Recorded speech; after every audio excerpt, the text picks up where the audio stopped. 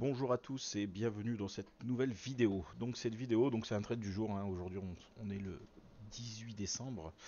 Ce soir FOMC, on se tient nos journées où psychologiquement, voilà, j'allais prendre que des trades où j'avais mon 5 étoiles. Parce que voilà, ces journées-là, on ne sait jamais quand que ça peut se passer. On peut très bien avoir une journée range et qu'il ne se passe rien dans la journée. Je vais en dire, voilà. Là, il est 16h, d'accord. Donc en règle générale, entre 15h30, à partir de l'open, déjà, je commence à regarder les graphes. Et là, comme j'étais méfiant, j'ai préféré laisser aller le marché et voir un peu ce qu'il me donnait. Donc pour remettre un peu dans le contexte, donc là, on a eu ce matin une belle hausse, suivie d'une descente. Et puis, donc on a touché le point bas d'hier. Et là, le marché commence à repartir et on commence à casser des niveaux. On a cassé, là, j'ai pas voulu commencer à rentrer, là, ici, à 15h, 15h50, là, on a cassé la VL de la veille. Là, on commence à chatouiller le POC. Et voilà, bon, je vais faire des commentaires au fur et à mesure. Donc là, pour moi, je suis toujours dans un flux haussier. Je vais attendre après un pullback et puis je vais observer ce qui se passe dans le DOM. D'accord. Je refais une petite pause. Donc, effectivement, à côté de ça, j'ai plusieurs graphiques. D'accord. Simplement pour me faciliter la vie, pour éviter de passer une heure. Une session, ça dure à peu près une heure.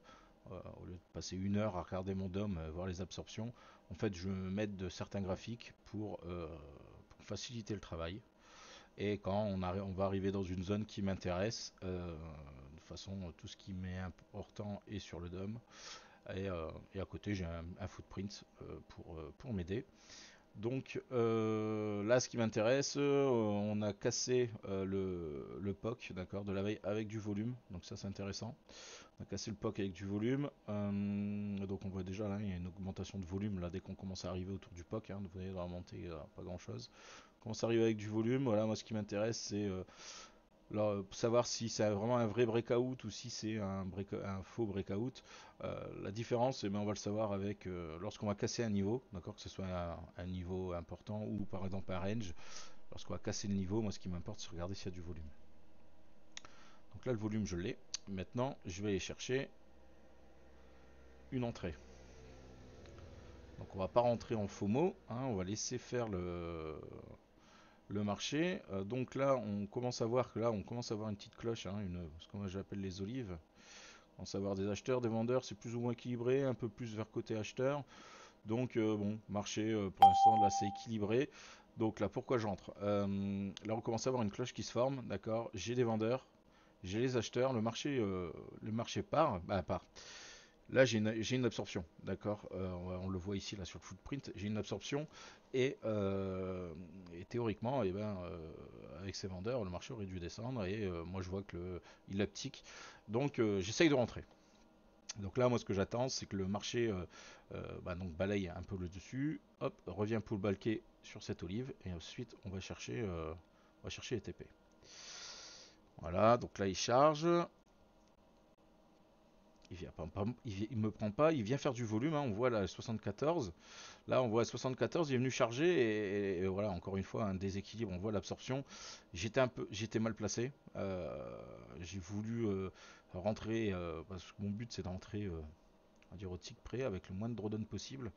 Et là on s'aperçoit que j'ai voulu être trop gourmand sur mon entrée et puis en fin de compte l'absorption est juste au-dessus de ma tête et puis comme un couillon j'étais en dessous et il m'a pas pris. Donc hop là il décale.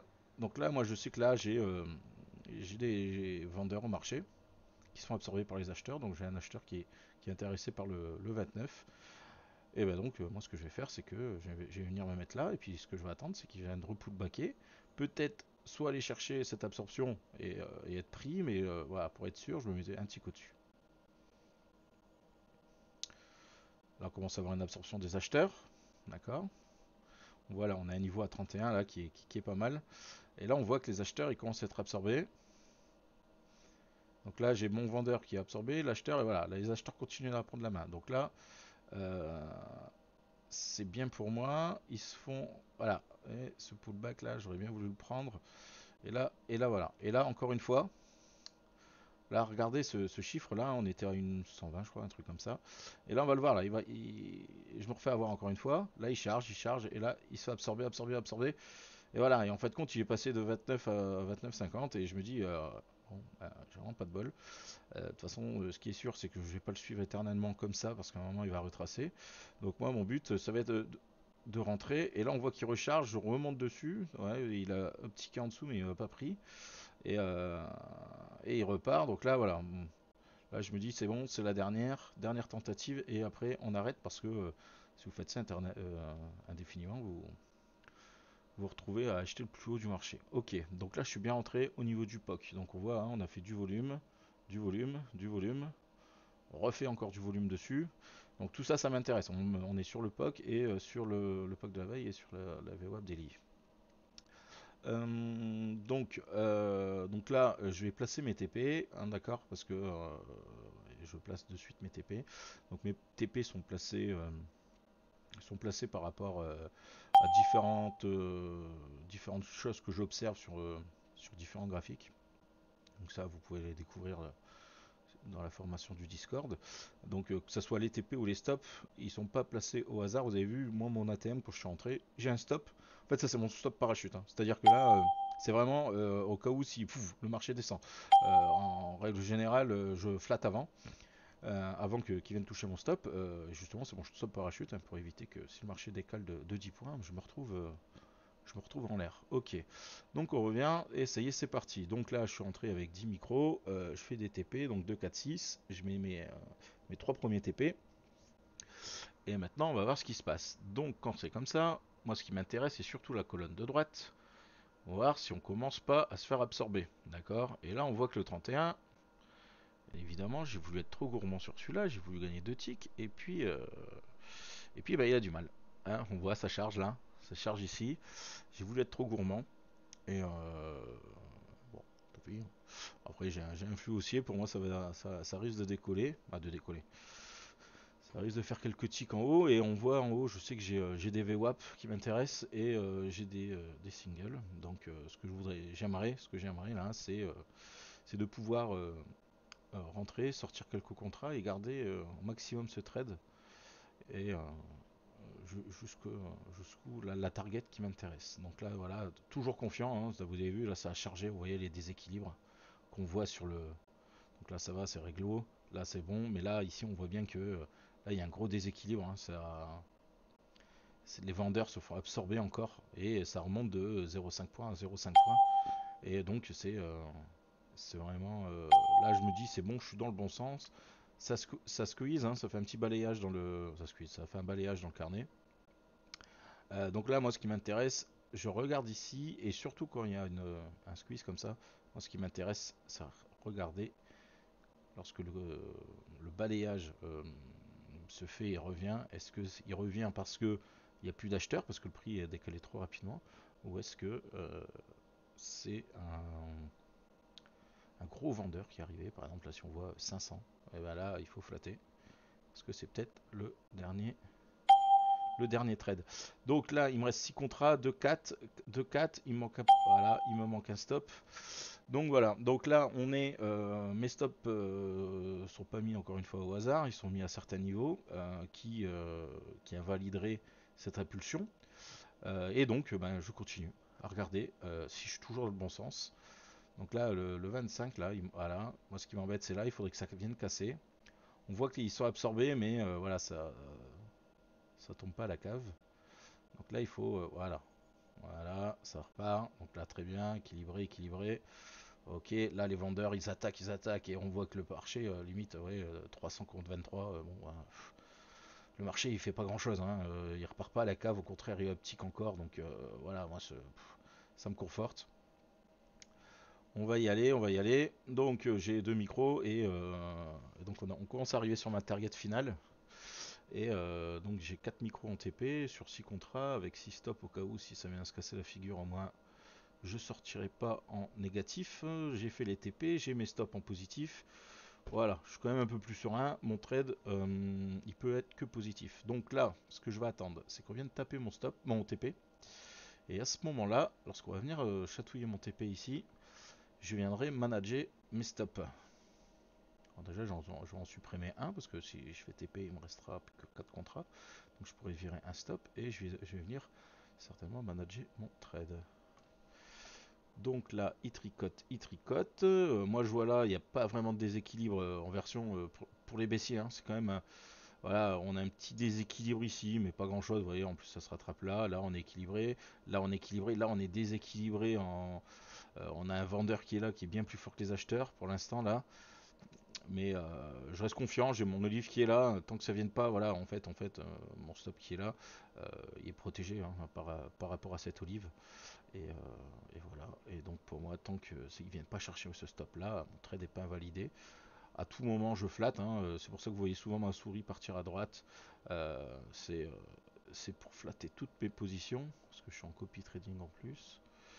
Et donc voilà, bon, là ça continue. C'est assez long, hein, sur le S, mais c'est ce que j'ai besoin, moi. J'ai besoin de voir ça, j'ai besoin de voir des volumes, j'ai besoin de voir un marché lourd, hein, le Nasdaq, le Gold. J'y arrive pas, voilà, TP, voilà, j'enlève mon stop, et là je vais manager mon. Voilà, j'enlève un stop et je viens manager mon stop suiveur. Donc il me reste 4 contrats sur le marché. Là je commence à me dire, voilà, bon, là je m'aperçois que mon TP est pas super bien placé. J'ai peut-être cherché un. Alors pas parce que je vois ça, mais on est au-dessus de la VH, donc c'est un peu compliqué. Donc voilà, mais bon, pour l'instant, moi je vois rien qui. Il n'y a pas de fort déséquilibre, hein. Il y a toujours un peu d'absorption là. C'est logique, on est sur la VH d'hier. Donc, euh, donc voilà. Et puis ben voilà, mon stop est calé. C'est une journée, c'est un trade gagnant. Donc s'il vient, s'il descend, eh ben voilà, c'est fin du trade pour moi. En tout cas, j'aurais managé comme j'ai pu. Là, je reset le current trade. Et puis voilà, pour revoir les nouveaux acheteurs, les nouveaux vendeurs et comment ils se débrouillent à l'intérieur. Bon là ça pue. Voilà.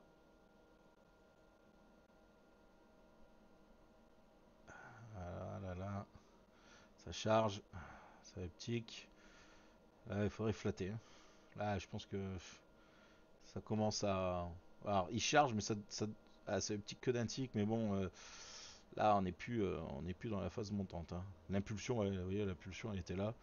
Euh, Là ça commence à être la dégringolade, mais bon. Ce qui m'intéresse, voilà, je sais que de toute façon, pour prendre 15 balles ou combien là, 5 euros, 5 balles, bon, je suis pas 10 balles près, donc je me dis, je vais le garder et je vais voir ce qui se passe. Donc là, on continue. Voilà, je suis curieux un peu. Bon, bah, je me dis, on va couper la poire en deux, entre 15 et 5. Je me mets à 10. Et là, ce qui m'intéresse, je suis en train de regarder. Là, je sais ce qui se passe dans ma tête. Là, je suis en train de me dire, ok, on commence à avoir encore une fois des absorptions. Il commence à avoir des déséquilibres. Si, bon, voilà. S'il partait en haut, attendez. S'il partait, je pense que là, je rempilais, je remettais deux micros et continuer à prendre la montée. Bon, bah écoutez, j'espère que cette vidéo vous a plu. Voilà, n'hésitez pas à mettre un petit like. Et puis, qu'est-ce que j'allais dire? Ben voilà, vous pouvez nous rejoindre dans le Discord, hein, qui se trouve dans la description en dessous de la vidéo. Donc, comme j'ai fait la présentation, je vous envoie sur la vidéo de la présentation. Mais voilà, en gros, il y a deux coachs, un coach technique, moi-même, et Gwen, et un coach, un préparateur mental. Voilà, ben, au plaisir. Ciao, ciao.